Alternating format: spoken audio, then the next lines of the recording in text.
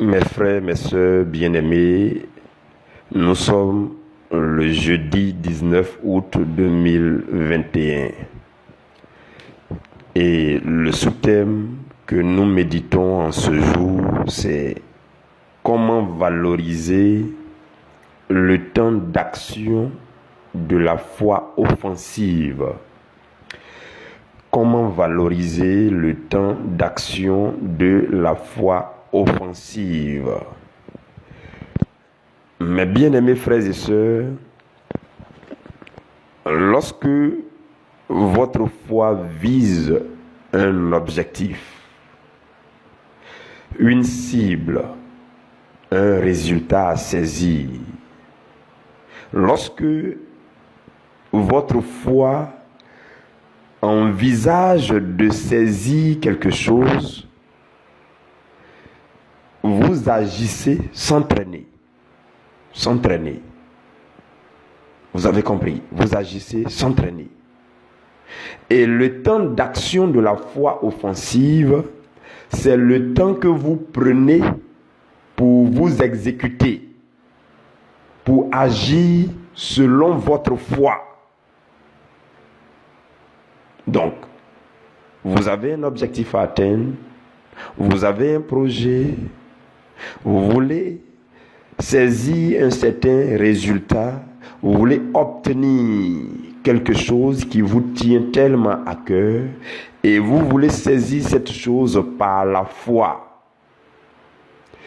Et le temps qui vous est accordé, ou bien le temps dans lequel vous travaillez, le temps dans lequel vous agissez, afin d'atteindre cet objectif, afin de saisir cette chose, c'est ce temps que nous appelons le temps d'action de la foi offensive. Et nous avions déjà vu que la foi offensive, c'est la foi qui se déploie, la foi qui attaque, la foi qui s'en va pour aller saisir quelque chose. Et ce que nous disons aujourd'hui, c'est que il va falloir valoriser ce temps. Valoriser signifie rendre ce temps précieux. Faire tout pour que ce temps soit profitable. Donner de la valeur. Travailler ce temps. Remplir ce temps. S'appliquer durant ce temps. Vous comprenez? C'est ce que nous allons voir aujourd'hui. Je voudrais qu'on prie avant de commencer. Mon Dieu, mon roi, Dieu notre Père, Dieu saint, Dieu majestueux, Dieu de gloire, nous te sommes reconnaissants. Seigneur, nous te prions de recevoir nos gratitudes, nos remerciements venant de nos cœurs. Tu es le fidèle des fidèles. Tu es le Dieu qui nous assiste, qui nous a jamais abandonnés. Tu es avec nous afin de nous faire marcher. Tu t'es saisi de nous et tu es en train de nous faire avancer à travers le chemin de la vie sur la terre, à travers notre voyage sur la terre. Et nous admirons tes œuvres dans nos vies, ta protection, ta main puissante, tes œuvres, tout ce que tu accomplis pour nous, Seigneur. Nous en sommes reconnaissants et nous bénissons ton nom, nous élevons ton nom, nous te disons merci, merci Seigneur. Béni sois-tu, Seigneur, pour ce que tu feras encore pour nous aujourd'hui. Nous sommes là, Seigneur, et tu as déposé, tu as disposé pour nous sur cette table du repas spirituel, tu as disposé de la nourriture spirituelle fraîche et enrichissante. Et nous désirons que ton esprit nous rejoigne afin de nous dispenser cette nourriture, de nous communiquer cette nourriture pour nous affermir, pour nous redonner la force. Seigneur, nous nous abandonnons à toi, nous t'ouvrons humblement nos cœurs et nous te prions de nous faire du bien. Visite-nous, nous te le demandons au nom de Jésus. Amen. Mes bien-aimés frères et sœurs, Je nous rappelle le sous-thème qui dit comment valoriser le temps d'action de la foi offensive. Et je voudrais qu'ensemble nous puissions observer une chose. Suivons ensemble s'il vous plaît, suivez très bien. Le Seigneur a encore des choses magnifiques à nous communiquer aujourd'hui. Dans les manières de faire du Seigneur, il arrive que tu aies besoin de lutter, de combattre dans la prière, dans la vie, dans des actions, dans des activités, un certain nombre de fois, ou bien durant une certaine période, avant de voir ta victoire. Je ne sais pas si vous l'avez remarqué dans votre propre vie. Dans ma propre vie, je l'ai remarqué et je l'ai beaucoup remarqué à travers la Bible. Pour obtenir certains résultats, pour saisir certaines choses, il va falloir agir un certain nombre de fois, ou bien sur une certaine période. Donc il y a deux facteurs pertinents, deux facteurs très pertinents. Le premier facteur, c'est le nombre de fois ou bien la durée sur laquelle vous combattez. Le nombre de fois vous faites la chose. Le nombre de fois vous exécutez la chose. Ça peut être une fois, deux fois, trois fois, quatre fois, 7 fois, 10 fois, je ne sais pas. Et puis la durée sur laquelle vous exécutez. Ça, c'est le premier facteur.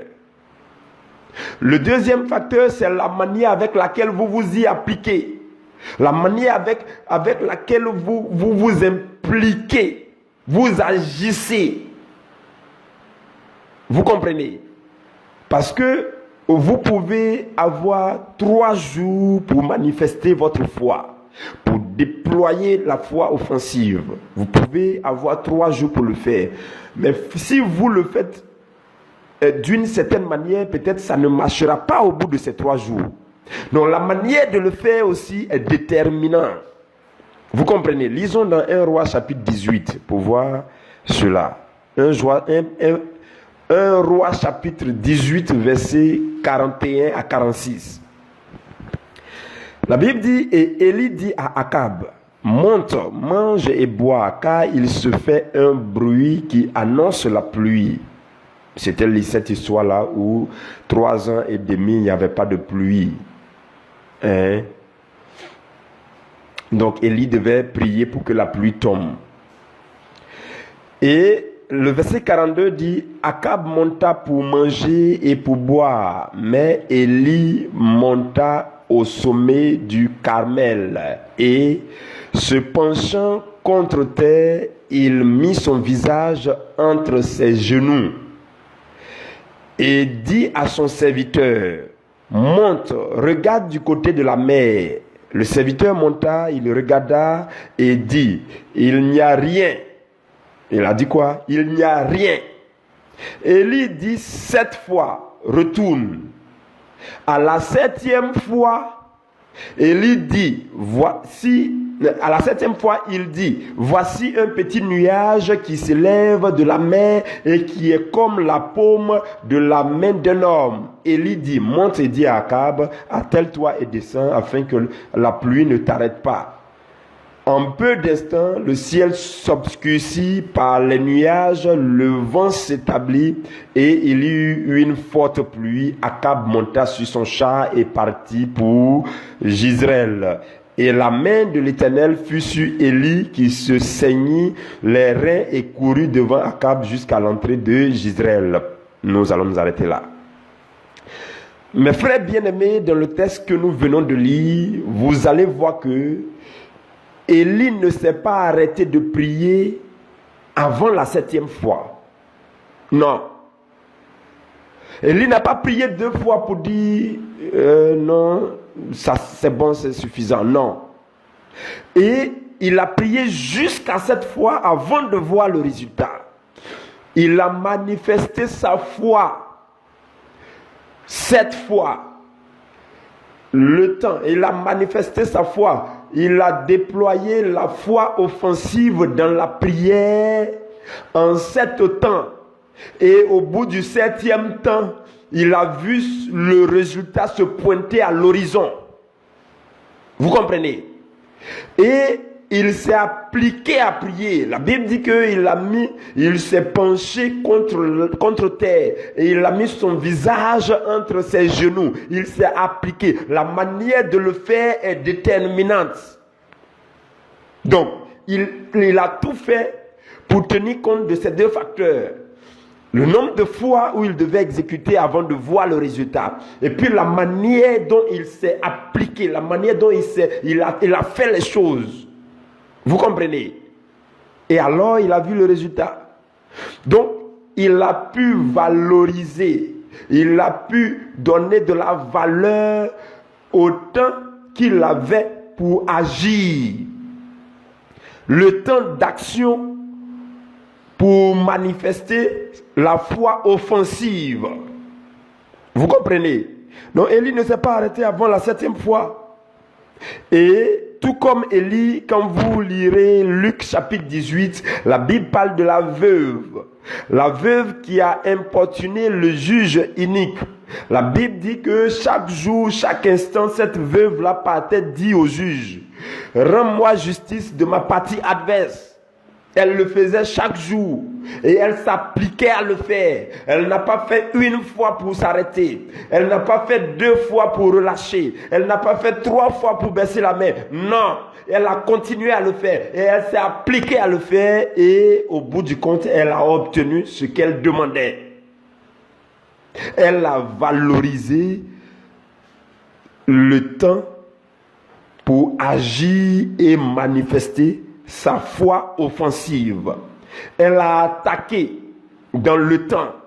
Elle a attaqué, elle a profité du temps pour mieux attaquer. Et mieux attaquer. Chaque jour, elle attaquait mieux. Vous comprenez? Et quand vous lirez l'histoire de la reine Esther, vous verrez que Esther a fixé le jeûne sur 3 jours. Elle n'a pas fixé sur 2 jours. Elle n'a pas fixé sur 1 jour. Elle a fixé sur 3 jours. Le temps d'action, c'était 3 jours.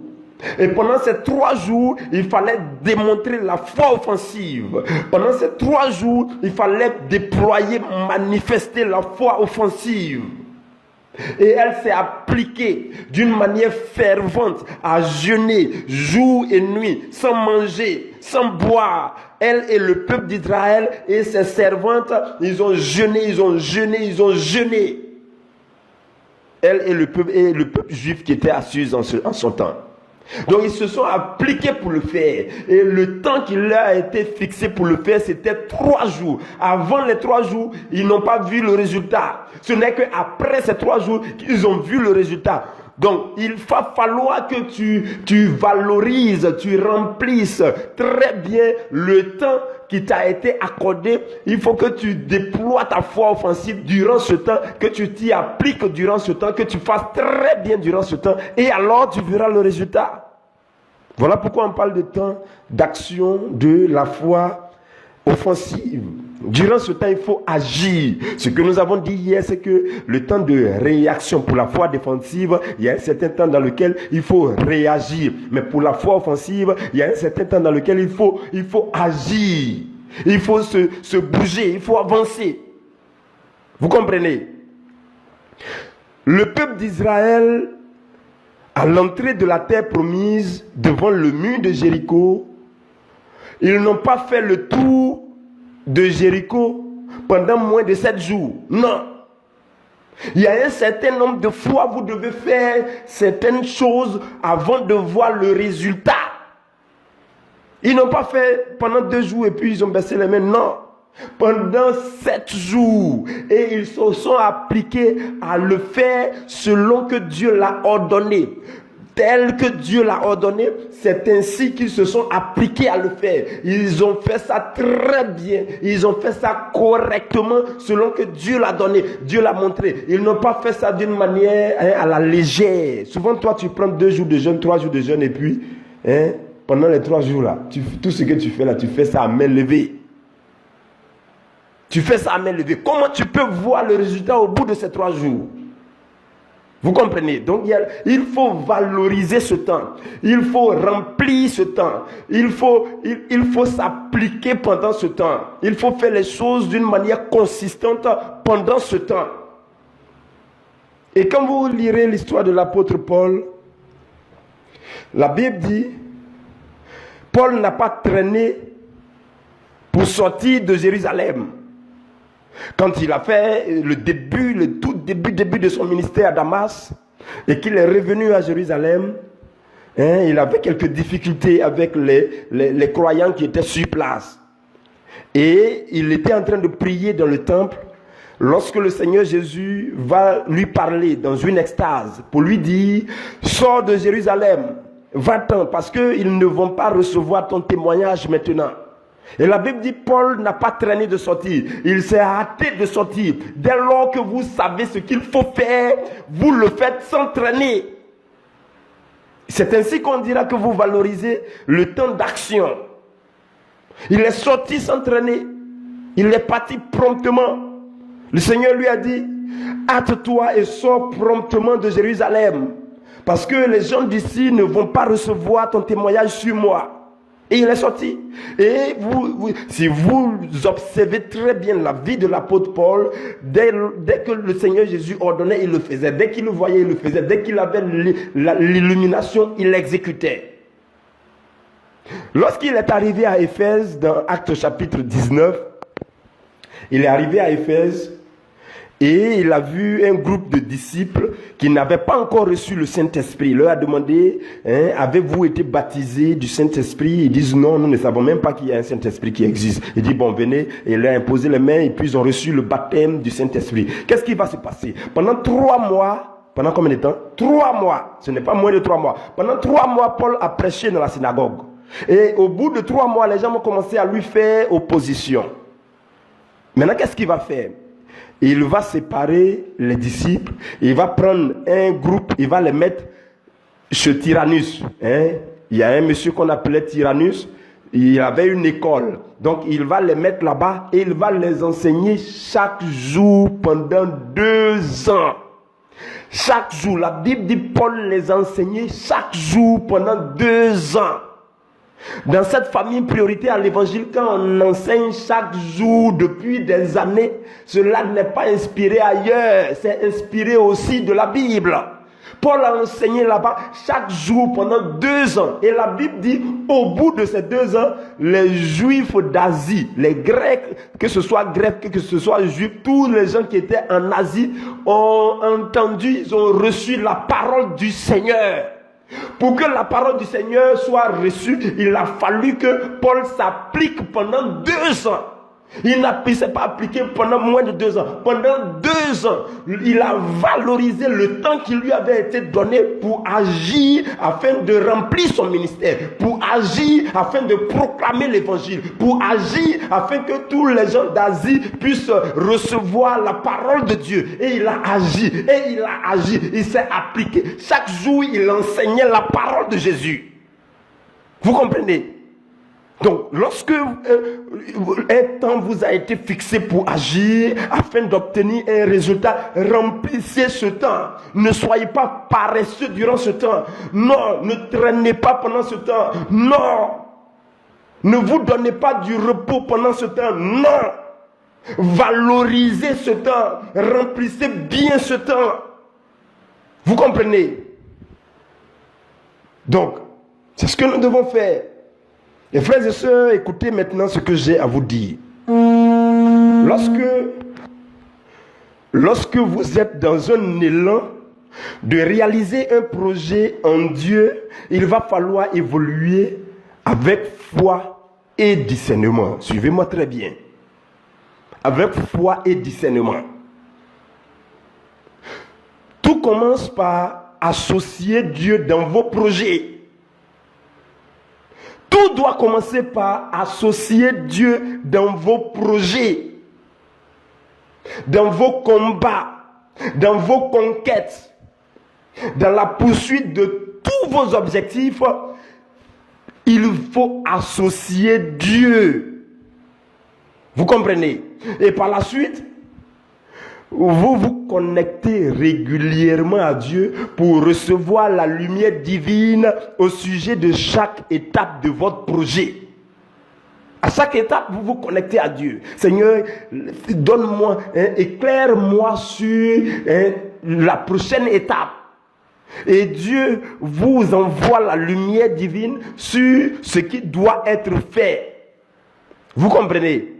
Et par la suite, dès que vous recevez une illumination, une orientation, une indication, vous vous lancez vers le but. Vous ne traînez pas, vous vous lancez vers le but. Vous vous lancez, vous agissez, vous valorisez ce temps. Le temps qui vous a été donné pour franchir cette étape, pour exécuter cette phase de votre projet. Ce temps-là, il faut le remplir. Ne vous donnez pas du repos. Frères et sœurs, c'est très important. Dans le domaine du football, vous verrez que les meilleurs buts que les gens marquent, un attaquant fait la passe à son coéquipier. Mais il faut qu'il ait le coup d'œil. Il y a ce qu'on appelle la passe en profondeur. Donc il doit avoir l'illumination que son coéquipier est en train d'avancer discrètement. Et il lui donne la balle en profondeur et ils avancent vers le but. Donc il faut avoir l'illumination. Il faut avoir l'illumination pour avancer vers le but. Et on ne traîne pas. On ne traîne pas. On s'applique pour faire ce que Dieu a dit de faire. Dès lors que vous avez la lumière, ça veut dire que Dieu vous a montré comment faire, quoi faire, où aller, qui toucher, ainsi de suite. Et alors vous ne traînez pas, vous exécutez vite. Et vous franchissez cette étape. On dira que vous êtes en train de valoriser le temps d'action de la foi offensive pour avancer vers le but, vers l'objectif. Vous comprenez, frères et sœurs? Maintenant, par la suite, qu'est-ce que tu dois faire? Tu t'appliques à agir de la même manière à travers chaque étape de tes projets. Projet de mariage, chaque étape, tu demandes à Dieu la lumière sur la prochaine étape. Oh Seigneur, la lumière sur la prochaine étape. Chaque étape, et tu t'appliques à exécuter les détails, les démarches. Tu vas à travers les démarches. Tu le fais avec le Seigneur. Tu le fais avec le secours, l'assistance du Saint-Esprit. Ça peut être le projet d'entreprise, projet de voyage, projet de construction de ta maison, projet d'obtention d'un diplôme, je ne sais pas. Projet de commerce, je ne sais pas. Mais il va falloir que tu impliques Dieu à chaque niveau et que tu te connectes à lui pour qu'il t'éclaire. Et que dès lors que tu as été éclairé, tu t'engages sans traîner. Tu t'appliques sans traîner. Vous comprenez, frères et sœurs? C'est ce qu'on doit faire lorsque nous avons un projet en Dieu. Lorsque nous sommes en train d'avancer à travers un projet en Dieu, on ne va pas seul, on va avec Dieu. Et Dieu nous aide à manifester notre foi pour saisir ce qu'on veut saisir. Et vous verrez que un projet ne tombe à l'eau que lorsque vous n'avez pas réussi à valoriser le temps d'action de la foi offensive. Je ne sais pas si vous remarquez cela avec moi. Un projet ne tombe à l'eau que lorsque vous n'avez pas pu valoriser le temps que vous aviez pour agir, le temps qui vous avait été donné, qui vous avait été accordé pour agir là. Vous n'avez pas pu valoriser ce temps. Vous n'avez pas pu bien agir pendant ce temps. Vous n'avez pas pu vous rendre disponible. Vous avez été paresseux durant ce temps. Vous avez relâché durant ce temps. C'est alors que le projet tombe à l'eau. La plupart du temps, c'est la raison pour laquelle les projets tombent à l'eau. Le projet tombe à l'eau parce que tu n'as pas pu valoriser le temps que tu avais pour agir, le temps que tu avais pour manifester ta foi, la foi offensive, pour attaquer par la foi, pour combattre par la foi, pour lutter par la foi, pour avancer par la foi. Le temps que tu avais pour le faire, tu n'as pas pu le faire, tu ne l'as pas fait. Et alors, le projet tombe à l'eau. Je ne sais pas si vous l'avez remarqué, c'est comme ça que les projets tombent à l'eau. C'est comme ça que les projets tombent à l'eau. Ou alors tu as voulu partir seul. Tu as été trop fougueux. Tu as trop compté sur ton intelligence. Tu as trop compté sur tes calculs. Toi seul, tu as mis Dieu à côté, loin là-bas. Et tu es parti seul. Et tu es allé te cogner la tête sur le mur. Hein? Et le projet est tombé à l'eau. La plupart du temps, c'est cela. Mais dès l'instant que vous prenez Dieu avec vous, vous associez Dieu et vous lui dites, Seigneur, je te présente ce projet. Ce projet-là, c'est pour toi. Si tu as quelque chose à changer, change maintenant. Je suis prêt à accepter. Si tu ne veux pas que je fasse, je ne le ferai pas. Alors si tu veux que je fasse, il faut que tu me dises comment je vais faire. Si tu veux que je change telle chose, je ne veux pas l'exécuter selon ma volonté, selon ma perception des choses. Non, je t'associe à ce projet. Viens et sois un associé pour moi dans ce projet. Indique-moi comment faire. Modélise et remodélise ce projet. Change ce projet. Modifie ce projet comme tu le veux. Mais alors, je veux que tu viennes avec moi. Marche avec moi dans ce projet. 1 jour de jeûne, 2 jours de jeûne. Au tout début, avant d'avancer. Au tout début, vous associez Dieu. Vous verrez que vos avancements, dans votre avancement, vous serez serein. Serein. Serein. Vous comprenez? Mais souvent, cela manque. Et le projet fait quoi? Le projet tombe à l'eau. Donc, lorsque vous ne réussissez pas, vous n'avez pas pu valoriser le temps d'action, vous pouvez perdre le projet. Dans le système éducatif, par exemple, vous avez jusqu'à un certain âge pour obtenir certains diplômes. Dans le système éducatif, souvent c'est comme ça. Vous avez jusqu'à un certain âge pour obtenir certains diplômes. Si vous avez gaspillé ce temps qui vous a été accordé, le projet d'obtention de ce diplôme-là, ça tombe à l'eau. Oui.